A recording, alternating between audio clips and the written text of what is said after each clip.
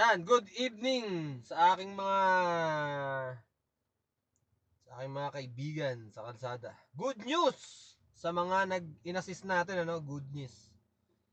So, nabanggit ko na last time na last week nung galing ako ng Pililla Rizal na merong lumabas na dalawang page dun sa mga inassist natin, and lumabas na yung mga PA nila. So ito yung mga first batch, no. But hindi ko ito ipinost sa aking Facebook page dahil wala pa to sa portal. So inintay ko na lumabas sa portal. Yan. So inintay ko na lumabas sa portal tong mga pangalan na to.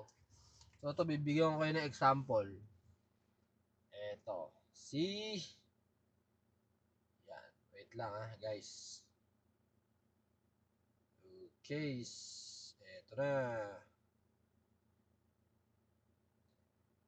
Isa to dun sa mga first batch na inano natin, no? So, mula nung lumabas, 1 week bago lumabas sa portal. So, ibig sabihin, lumabas yung PA, yung print out na PA niya, but hindi ko pa sinabi dun sa mga client na magpunta na ng TNC para magpa-activate. Kasi ang gagawin ng TNC, titingnan to kung asa portal lang to. Kung nasa portal to, so hindi rin nila to i-activate. So, sayang yung time para pumunta sa TNC. Kaya inintay ko talagang lumabas.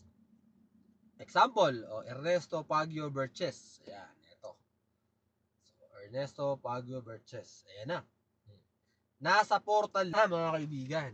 So, ibig sabihin, pag nasa portal na, kahit saan TNC mo gusto magpa-activate, pwede. Ayan na. Diba? Nandito na, ibig sabihin, legit. Legit yung papel natin, legit yung PA natin, legit yung process natin. And, eto pa, tuturuan ko kayo kung ano yung kailangan na gawin pagpupunta ng TNC. Pagpunta mo ng TNC, sa driver, ang kailangan mong dalhin is driver's license. Siyempre, dapat professional. Pangalawa, NBI. Authorization letter kung kaninong nakapangalan. Yung authorization letter, meron pong format dyan si Grab sa authorization letter. Or, mas maganda, kung kanino nakapangalan, isama nyo na din. Para di na kailangan ng authorization letter. Kasi kasama yung may-ari.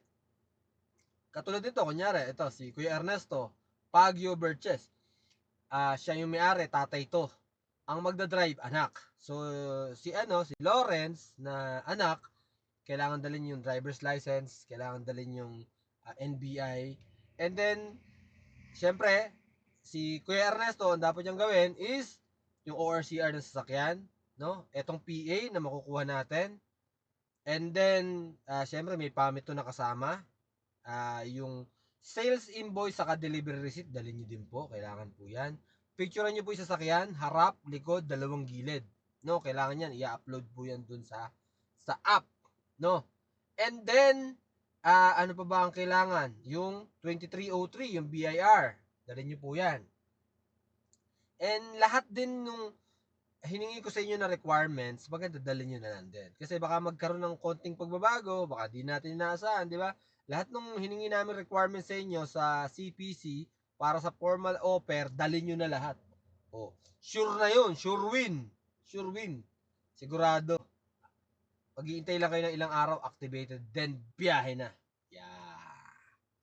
Yun na maganda, di ba? Na-activate na, biyahe na kagad. Pero, ganito yan. Pagka nasa biyahe na po kayo, ang number one na trouble na makakaharap nyo, hindi naman yung sipag kasi sigurado excited yung driver na mag-drive. Hindi naman yung traffic kasi normal naman na traffic sa Pilipinas, sa Manila. Ang number one na magiging trouble nyo po dyan is yung kulay green na app, yung driver app ng Grab, kung sa Grab kayo magpapa-activate. And then yung kulay white na Grab app, or passenger app. Kasi from green, kailangan connected yung dalawang app. Parehas ng email, parehas ng number. So, kasi kung magwi-withdraw ka, galing sa Grab wallet, driver wallet, papunta sa kulay white na app, Then kulay white na app papunta sa GCash or sa bank. So ipaayos niyo din po yan sa Grab pagka po na-activate na kayo. Yun lang. That's it for today's video. Masaya tayo, no? Dahil meron nang lumabas sa PA, yung binanggit ko na nakaraan, and nasa portal na.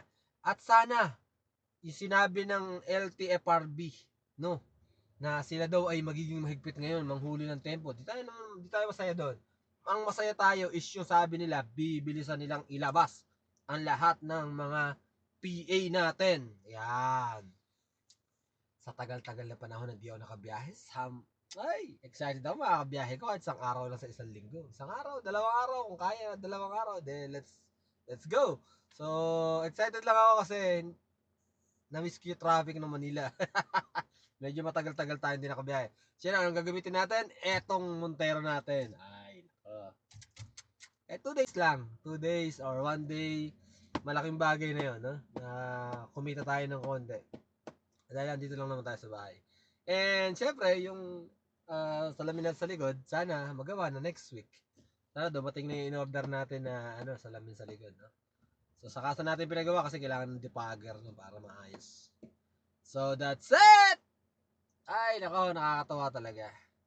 Legit process, legit nasa portal, activated, masaya ako dahil etong mga tinulungan natin, hindi sila mahuhuli kasi hindi sila nakatempo, naka-legit sila, guys. So, yun lang po. God bless po sa lahat ng bumabiyahe.